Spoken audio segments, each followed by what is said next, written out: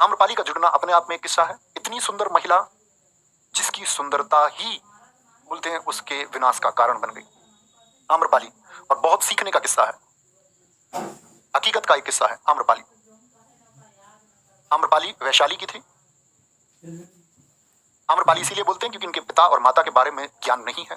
कौन इनके माता पिता है? जिनको ये मिली तो आम के पेड़ के नीचे मिली। आम के पेड़ के नीचे तो नाम रख दिया गया आम्रपाली। जैसे जैसे बढ़ी चांद सी खूबसूरती के किस्से पूरे वैशाली नगर में प्रचलित होने शुरू हुए। हर किसी के अंदर ये चाह रही कि आम्रपाली के साथ मेरा जीवन हो, आम्रपाली के साथ मेरा वक्त हो। हर एक धनाढ्य व्यक्ति, हर एक राजा ये चाहे कि आम्रपाली उसके साथ ही हो। वैशाली, मैंने बोला ना वज्जी, ये गणतंत्र है। यहाँ की संसद तक बात पहुंची। राज दरबार नहीं कहेंगे क्योंकि यहाँ गणतंत्र था। यहाँ की जब संसद तक बात पहुंची, सुंदरता के किस्से पहुंचे, तो बैठक बुलानी पड़ी कि इसकी शादी, माता पिता की भी चिंता थी, इसकी शादी हो तो किससे हो, किसको सौंप दे, किससे ये कन्यादान दे दें, किससे शादी करा दे।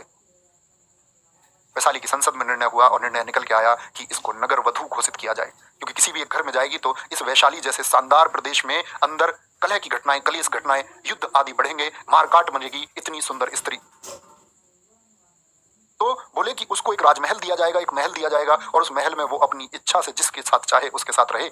यही अंतिम निर्णय होगा, यही एक समाधान है। किसी एक से उसकी शादी नहीं हो सकती। उसको नगर वेश्या घोषित कर दिया गया, नगर वधू, पूरे शहर की बहू, पूरे नगर की वधू घोषित कर दिया गया। यानी एक स्त्री को वेश्या बनना पड़ गया। यही घोषणा हुई। राजा बिंबिसार का शासन भी उस समय है। राजा बिंबिसार से एक पुत्र भी पैदा हुआ इनको।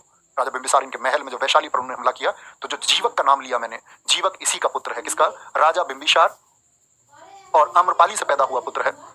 बाद में इन्होंने बिंबिसार से भी मना कर दिया कि जब बिंबिसार ने कहा कि तुम मेरे दरबार में चलो, वहां पर मैं तुमको रानी बना के रखूंगा, तो इन्होंने कहा कि मेरे राज्य में कलेश पैदा हो जाएगा और मेरे राज्य के हित में नहीं है।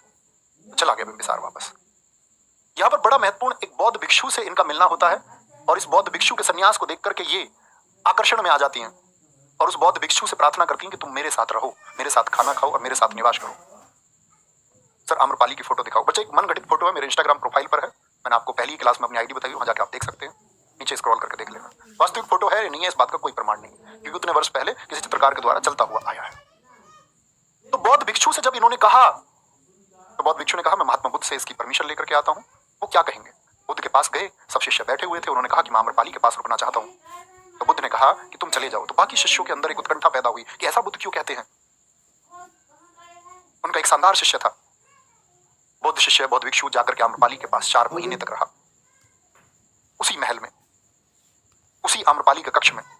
4 महीने बाद आम्रपाली स्वयं आकर के बुद्ध के चरणों में गिरी और बोली मुझे बौद्ध धर्म का ज्ञान दो। मैंने 4 महीने सारे प्रयास कर लिए कि मैं इस व्यक्ति को, नाना प्रकार के प्रलोभन, जो कुछ मुझसे हो सकता था उसका प्रयास मैंने कर लिया, लेकिन इस व्यक्ति के चित्त को, इसके चरित्र को मैं डगमगा न सकी, और फिर बौद्ध हो गई। तो ये आपको दर्शाता है कि अंतिम लक्ष्य आपका क्या है। अंतिम लक्ष्य आपका ज्ञान दूर करना ही है। यहां से हम कल पढ़ेंगे सर्वाधिक उपदेश उन्होंने आली भाषा में दिए।